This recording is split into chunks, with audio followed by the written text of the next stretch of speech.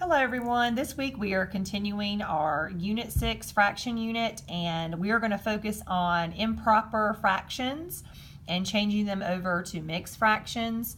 And then we're going to focus on taking a mixed fraction and changing it back over to an improper fraction. So starting off, there are three strategies from changing an improper fraction to a mixed fraction. The first strategy is known as decomposing. So when you think of the word decompose, you think of breaking down, breaking apart. So the improper fraction 8/3 really is me saying 8 1/3. So I have drawn out 8 1/3. Okay?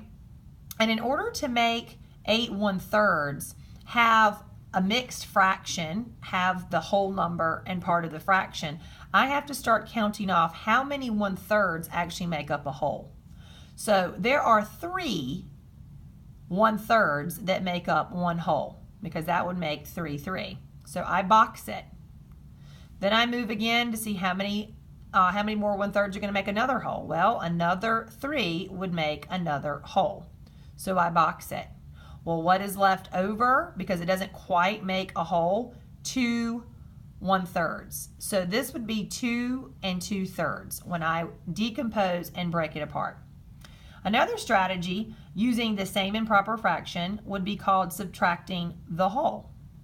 So if I have 8/3, the kids know that the one whole is 3 3. And what tells me that is always my denominator, because my denominator talks about those total equal parts. So they would subtract one whole, which is 3/3. And when I subtract, I'm left with 5/3. I went ahead and boxed 3/3, showing that this is a whole. There is at least one whole represented in 8/3. When I have left, I have 5/3. Can I take another whole from 5/3? Sure I can. So I subtract another whole, and I'm boxing it. What do I have left? I have 2/3. I can no longer take another whole from 2/3. So what is left? 2 2/3. 2 2/3. The strategy that you were probably taught back in the day, which is the old school strategy for my parents, is this simple division strategy. So again, still dealing with 8/3. If I were to divide and use an algorithm, 3 can go into 8 2 times. There's my whole. 2 times 3 is 6. I subtract. We don't consider this to be a remainder, saying 2 remainder 2. We're using it as the fraction. So there's my 2 back over my denominator of 3, 2 2/3. So there are three strategies that we can use when we are changing an improper fraction to a mixed fraction.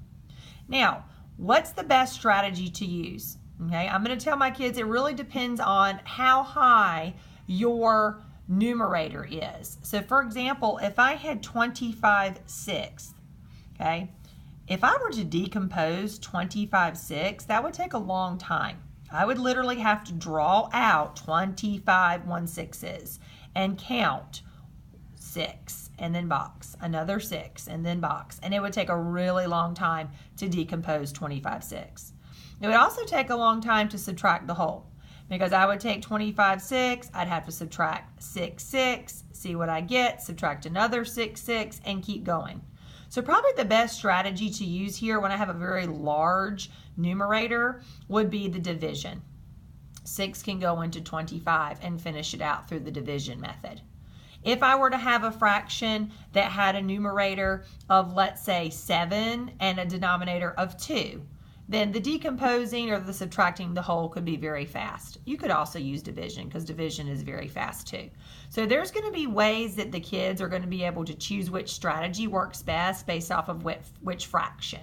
So they'll be able to have an opportunity to pick. So I'm going to expose them to all strategies, but eventually they'll be able to choose which one they like the best. Next thing is when I go from a mixed fraction to an improper fraction, and there are two strategies for this. There are fraction bars. So for example, if I have 2 2/3 as my mixed fraction and I want to show it as an improper fraction, I can use fraction bars. I have 3 fraction bars. Well, how am I getting these? Because I notice there are 2 full bars here, and this is going to be part of a bar. Okay, so hence where I have 3 bars. I knew I had to have 3 because I have 2 bars here. I have part of a bar here. How did I know to break it into thirds? Okay, well, I knew to break it into thirds because of 2/3.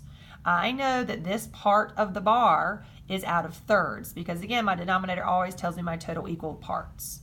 Okay, so I drew 3 fraction bars. I broke it into thirds, and then I simply shaded what I saw. There's 1 full bar, there's 2 full bars, and then there's 2/3. So when I change it into an improper fraction, I count what I've shaded. 1, 2, 3, 4, 5, 6, 7, 8. There are 8 out of 3. Again, my denominator stays constant. I don't change my denominator. It's out of thirds. There were 8 1/3 here. Okay? The old school method is the way you were taught, where you take 2 2/3 and you take your denominator, you multiply it by your whole number, and then you add your top number to put it back over your denominator. So 3 times 2 is 6, plus 2 is 8, and I put it back over my denominator. Okay, really quick, fast, and easy. But kids are going to be exposed on the integrated test where they are going to see fraction bars, and they're going to have to be able to look at this and tell what the improper fraction is. So that's why it's important that we teach it. Another example, again, of fraction bars is if I had 3 1/4, okay? This is 3 full bars. This is part of a bar. So I know to create 4 total bars. Again, 3 bars, part of a bar. So this has to be 4 total bars. How do I know that I'm breaking it into fourths? Because my 1/4 tells me this. Again, that denominator is key. That's the equal parts. So I break it into fourths, and then I shade exactly what I see. There's 1 bar, 2 full bars, 3 full bars, and 1/4 shaded. So when I go back and count, I count all that I shaded, which is 13, and I put it back over my denominator because this is technically 13 1/4. And then here's that old school strategy, really quick and easy. 4 times 3 gives me the 12, plus the 1 gives me the 13/4. So even though we were taught this quick, simple little way to find improper fractions, kids visually don't understand what's happening here because it's just a quick little memorization method, you know, where you multiply, then you add.